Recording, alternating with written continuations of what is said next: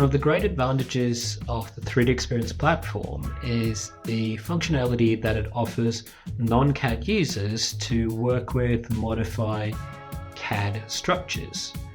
For example, here we have an assembly and we wish to insert a part into it. Traditionally, this would be done with CAD, with all of the mating and positioning, but with the 3DEXPERIENCE platform, it can be done directly inside a browser.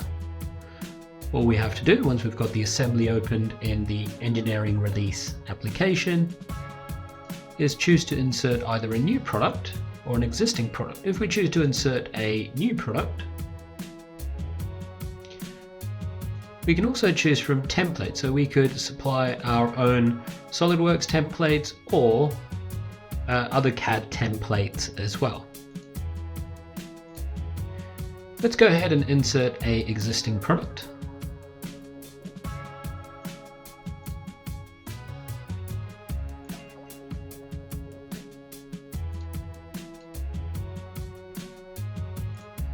And we'll go ahead and search for a bracket.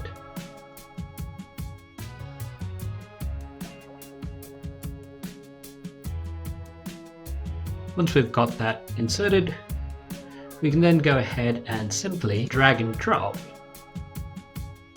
to reorder the structure as per our requirements. We can see that the end cap is listed twice here. We can also change to different views in the engineering release widget. So rather than usage view, we can go to reference view, and we see that there are now two specific instances there.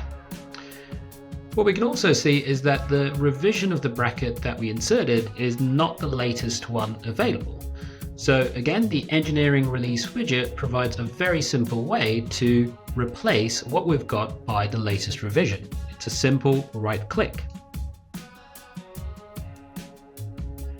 And now we can see we've got revision 2 of our bracket inserted, and we can make sure that our assembly is fully up to date. Again, directly from here, we can assign part numbers to ensure that we're complying with company requirements and directives, change the lifecycle of the assembly, and again, insert any additional items, documentation, or attachments as required. So the engineering release widget, a great way to modify and reorder an assembly structure without needing access to CAD software.